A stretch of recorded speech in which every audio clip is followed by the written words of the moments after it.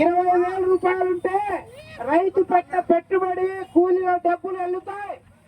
కానీ గవర్నమెంట్ కి గోడు పెట్టట్లేదు, రైతుల గోడు పెట్టట్లేదు. మాది రైతు ప్రభుత్వం అంటున్నారు. రైతు ప్రభుత్వం కాదు, మోసకారి ప్రభుత్వం ఇది.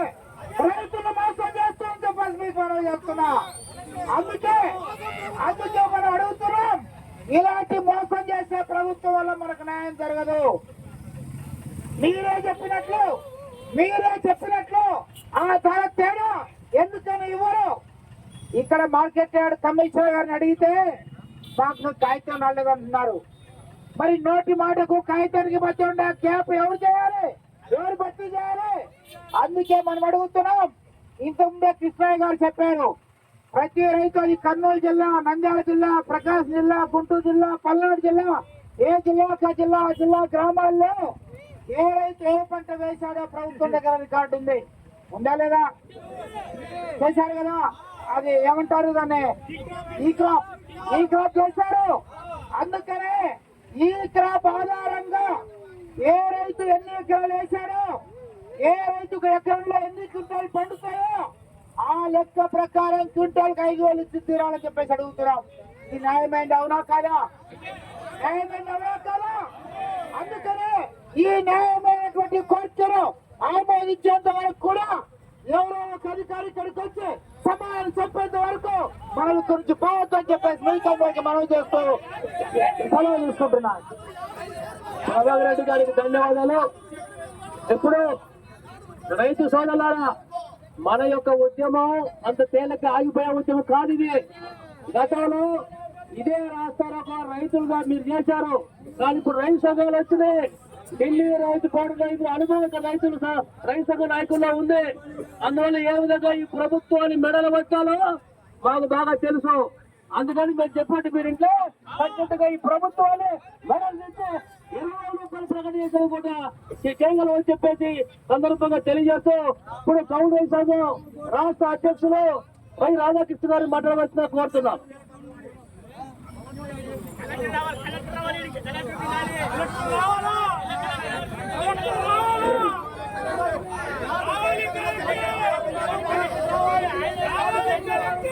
రావాలి రావాలి రావాలి కలెక్టర్ రావాలి.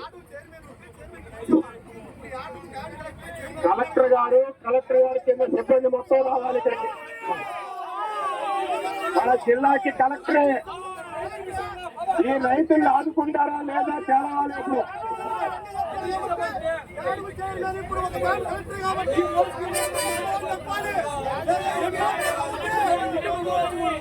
కలెక్టర్ గారు రావాలి. నెల రోజుల్లో జీతం లేకపోతే ఎంత కష్టపడతారో, సంవత్సరం కాలం పండించినటువంటి రైతుకి ధర లేకపోతే ఆ రైతు పరిస్థితి ఏంటి? కూర్చోండి సోదరులారా, కూర్చోండి, ఒక విషయం కూర్చోండి, చెప్తా కూర్చోండి. ఇప్పుడు మీరందరూ కూడాను అడిగేటటువంటిది న్యాయసమ్మతమైంది.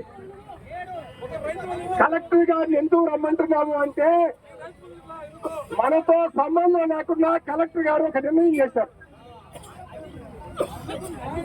కలెక్టర్ గారు చేసినటువంటి నిర్ణయాన్ని 2 నెలలైనా అమలు చేయడం. నిన్న రాష్ట్ర ప్రభుత్వం కేబినెట్ మంత్రి మీటింగ్ పెట్టింది, మన గురించి ఊసే లేదు. అంటే రైతులంటే పట్టించుకునే పరిస్థితి లేకుండా పోయింది. ఇప్పుడు మొన్న 4వ తారీఖు చెప్పాం, మీరు కనుక చర్యలు తీసుకోకపోతే, ఆ డబ్బులు ఇవ్వకపోతే మేము ధర్నా చేస్తామని. కానీ ఈ 14 రోజులు కూడా పట్టించుకోలా. ఇప్పుడు పట్టించుకుంటారు. ఇప్పుడు కదిలితే మనమందరం కూడా ఇక్కడ ఉన్నంత సేపు కదిలితే మనం పోతే మళ్ళా దాన్ని ఆపేస్తారు. అందుకని కూర్చోండి, అందులో కూర్చోండి, మొత్తం ఏడే కూర్చోండి. మధ్యాహ్నం భోజనం కూడా ఇక్కడికే వస్తుంది. కూర్చోండి చూస్తున్నారా?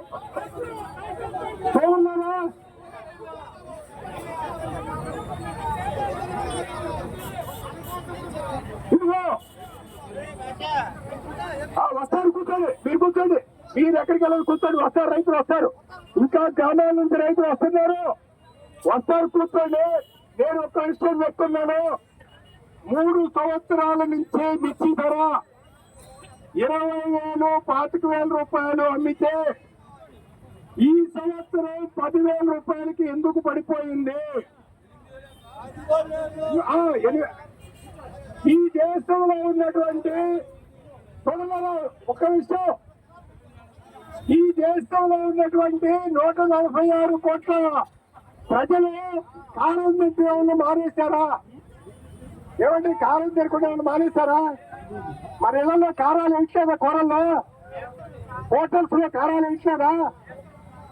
మరి 146 కోట్ల మంది కారం తింటున్నారే, 25,000 రూపాయల ధర 7,000కి ఎందుకు పడిపోయింది?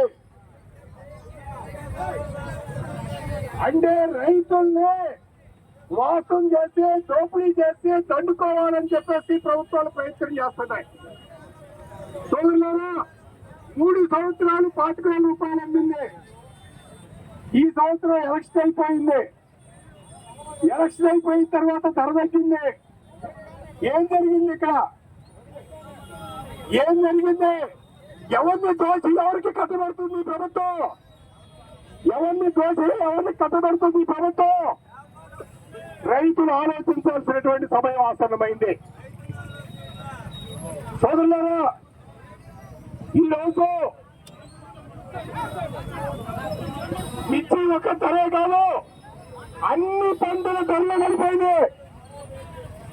రైతుల్ని దోపిడీ గురి చేసి, వ్యవసాయం నుంచి రైతుల్ని దూరం చేసి మొత్తాన్ని కార్పొరేట్ వ్యవసాయం వైపు తరలించాలని మోడీ దుర్మార్గమైనటువంటి ఆలోచనలు చేస్తూ ఉన్నాడు. అందుకనే సోదరులారా, మనం ఈ రోజు ఏదైతే డిమాండ్ పెట్టి పోరాడుతున్నామో, రైతులు 2021లో సంవత్సర కాలం పోరాడారు. గుర్తుపెట్టుకోండి, సంవత్సర కాలం పోరాడారు. వారు అడిగింది కూడా ఇదే, మీరు ప్రైవేటు వాళ్ళకి కనుక అప్పగిస్తే మాకు కనీస మద్దతు ధరలు అమలు కావు, మా గోధుమలకి మద్దతు ధర రాదు, మా వరికి మద్దతు ధర రాదు. ఈ మార్కెట్ లో ప్రైవేటు వాళ్ళకి అప్పగిస్తే మేము ప్రైవేటు వాళ్ళ వ్యక్తులకు పనిచేయాల్సి వస్తుంది, మా భూములు కూడా మా చేతుల్లో లేకుండా పోతాయి. ఈ చట్టాల వల్ల మాకు ఉపయోగం లేదు, రద్దు చేయాలని సంవత్సర కాలం పోరాడారు. మనం ఒక రోజు కూర్చోలేము ఇక్కడ. కూర్చోండి అధికారులు కలెక్టర్ గారు వచ్చేంత వరకు కూడా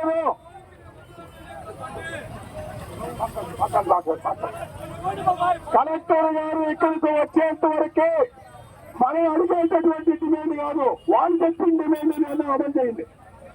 వాళ్ళు చెప్పిన డిమాండ్ ఏంది? వాళ్ళు చెప్పినటువంటి డిమాండ్ ఏంది? మనం 7,000కి అమ్ముకుంటే చెప్పండి, మనం 7,000కి అమ్ముకుంటే 11,781 రూపాయలు ఇస్తామన్నారు.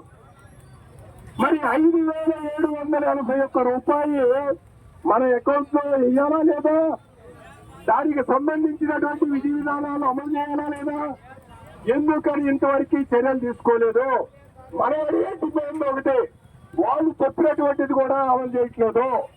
దీన్ని సాధించుకునే దానికోసం మనకి గిట్టుబాటు ధర కల్పించేదానికి వాళ్ళు చెప్పినటువంటి ఆ మద్దతు ధరకి అదనంగా ఏదైతే ప్రకటించారో మనం అమ్ముకున్నటువంటి ధర మీద అది ఇచ్చేంత వరకు గ్రామాల్లో విచ్చేసినటువంటి రైతులందరినీ కూడాను ఈ క్రాప్ లో నమోదు చేస్తూ వాళ్ళందరికీ కూడాను బోనస్ ప్రకటించేంత వరకు కూడాను ఈ ధర్నా ఈ రోజు కొనసాగుతుంది.